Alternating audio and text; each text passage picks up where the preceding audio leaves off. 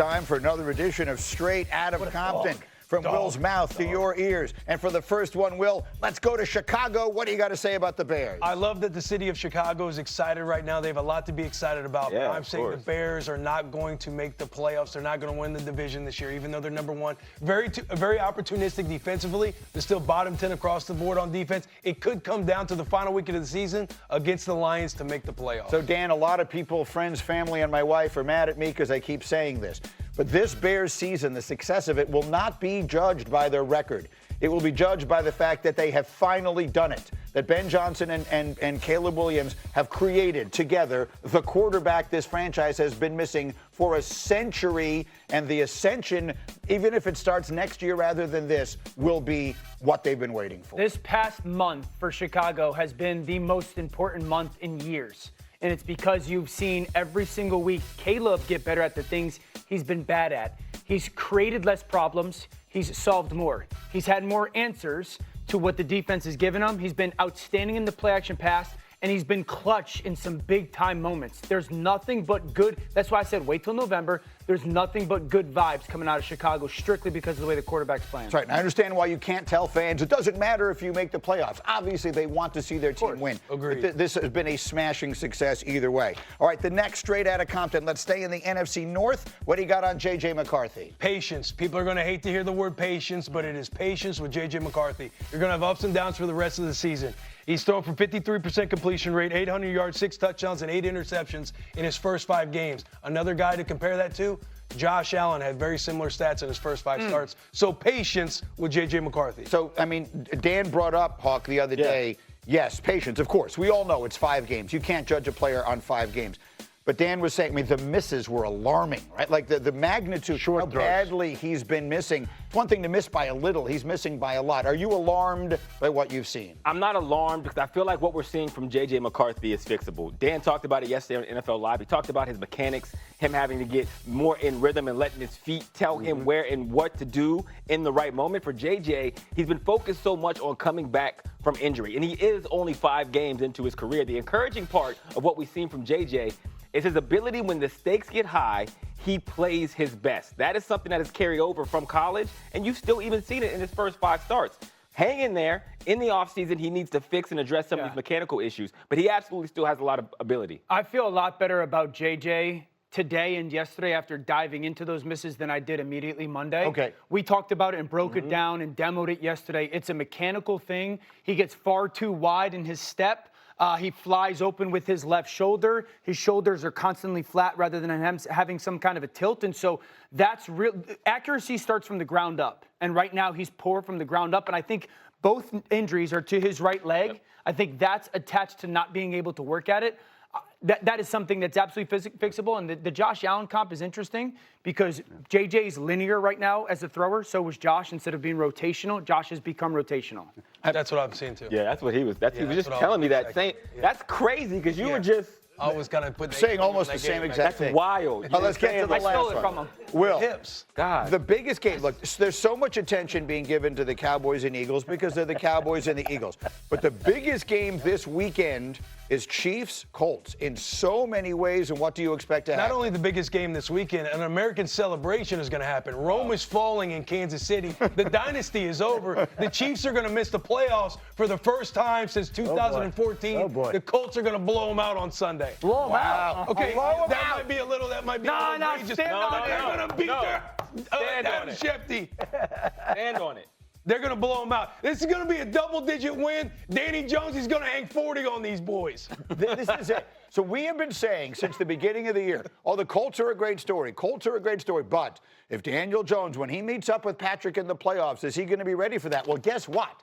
It's Patrick, who we're asking some questions about right now, week 12, that absolutely has to win this game. You look at every single metric, playoff number. The Chiefs have to win this game if they're going to make the playoffs. And who is the one guy that did beat him in the postseason? Who's the one guy that has had some success? Lou Anarumo, when he was the Bengals defensive coordinator. Oh. He's now in Indianapolis.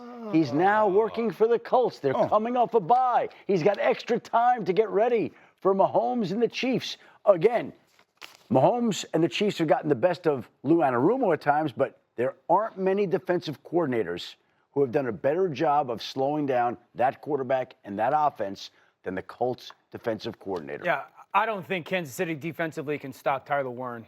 And I would just caution everybody, giving Egbuka the Offensive Rookie of the Year award immediately. He's been outstanding. Ted McMillan would like to have a word, too, Yeah, by the true. way. They can't cover Warren. I think the way that the Indianapolis Colts use him is outstanding. He's one of those guys that you can dump a screen off to him and all of a sudden 25 yards later, because he's so good with the ball in his hands. They'll use him in their run game. If you use him in your run game, you can then use him in your action game. Players over plays, moments. You can throw him balls with the contested catch, his ability to just make strong catches. I think you got to match up with him, size, physicality, ball skills. You can give it to him short, and he could just be physically more dominant than other people. And then down the field, this is where I think Kansas City's going to struggle. You play against Kansas City, throwing to the tight end. Teams this year are 44 for 52 throwing to their tight end against Kansas City's defense. This young man is a special talent. Think of Dalton Kincaid and what he did a couple weeks ago against this Kansas City defense. I think Tyler Warren has a massive day and leads the Colts to a win as well. Let me put a number to this, Cindy, if we could see C27. I mean, the Chiefs, I told you the other day, they have to win out in order to assure themselves of a playoff spot. Otherwise, they will need some help.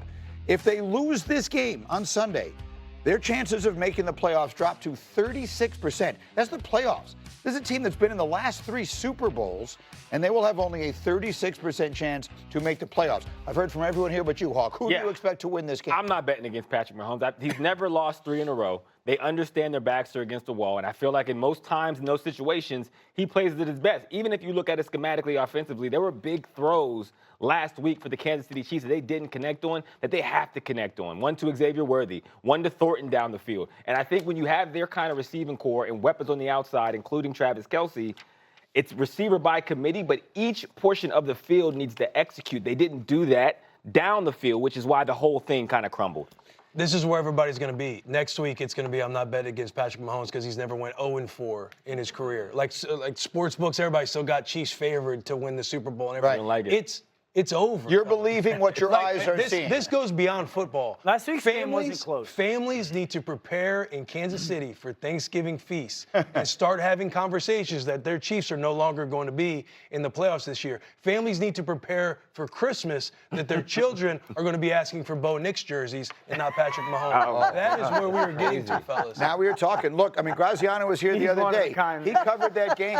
And he said, just standing on the sideline, the Broncos were just better than them. We kept waiting. Oh, Patrick's going to do this. The Broncos look like a better team. Some of these teams look better. We'll see if Indy looks better than them. And I'll tell you this, it's the most athletic offensive line Kansas City has played all year. This is the, And I know we're supposed to take them one at a time, but Thanksgiving is a week from today. Dallas. And that Dallas Cowboys-Chiefs matchup is awfully appetizing. And when you play in Dallas, you get a different Cowboys team than you do on the road. That's not going to be playing in Dallas, coming off of a win against Philadelphia, too, mind you. Whoa. So now we're getting way ahead of ourselves. But this Sunday's game is a monster. Also this Sunday, we will see Browns rookie quarterback Shedeur Sanders making his first career NFL start in Vegas against the Raiders, starting in relief of fellow rookie Dylan Gabriel, who's in the league's concussion protocol after their loss against the Ravens. Here was Shedeur yesterday about his highly anticipated first NFL start. I know our fans have a lot of expectations and hope, and I would be doing a disservice to myself and disservice to the organization if I didn't feel like I am the guy. I'm just excited for everything. So, I feel like I'm the guy. I know I'm the guy, but, you just have to be able to see. The game got to speak. You know what? I think that's actually exactly the right thing for him to say. There is no player in recent memory about whom more words have been spoken with less things actually happening on a football field. Now we will finally get to see him on the field. To me, this is his chance to make a statement that we've waited to have him make since draft night. To all the people that passed him up on draft night, to all the reasons he didn't get snaps with the first team offense, to the organization that may not have supported him the way that other people thought. Well, here's your chance. You get the whole week practicing with the first team. You're playing the Raiders, a beatable team. You get the start. It's your show. Let's see what you got on Sunday. Dan, why do you look skeptical? Temper expectations. The Browns are bad. They are, talent-wise, they're probably one of the 3 worst talented offenses in the NFL. So let's not expect that Shedeur is going to step onto the field against a Max Crosby defense that I agree is not good, but it's still Max Crosby, and all of a sudden light the world on fire. They don't have a good receiving group. They don't have a good offensive line. What you want to see from Shedeur, can you handle the huddle? Can you operate? Can you play quick and clean? And then can you move up in the pocket? If I see that indifferent of the result, I think that's a Whatever good the result, but this is his chance to show whatever it is, what you're talking Yeah, about. but it's not a fair chance. It's not life in the NFL is not fair, but it's not a chance. My thing is this: if he struggles, people are gonna go, "Told you Shedeur stinks." No, any quarterback's gonna stink in Cleveland. Right, yeah, they're going to be in Pittsburgh specifically because that was a Pittsburgh accent. But around the Shedeur Sanders thing, Kevin Stefanski is truly in a no-win situation because, to your point, if he plays bad, then it's a bad situation.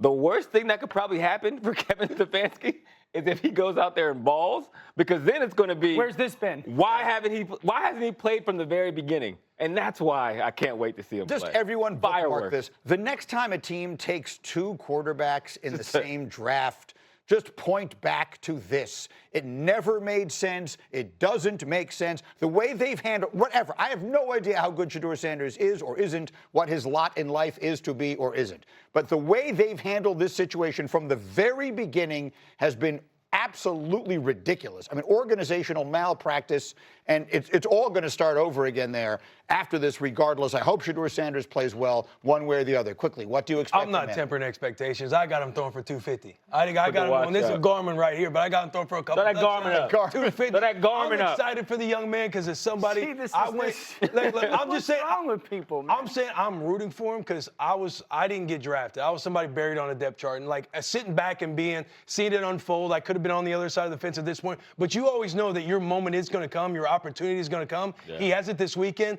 Gets all the practice reps this week. Gets to prepare. I'm excited for him. I hope he balls out. Yeah, it reminds me when Manziel started, which was a wild experience.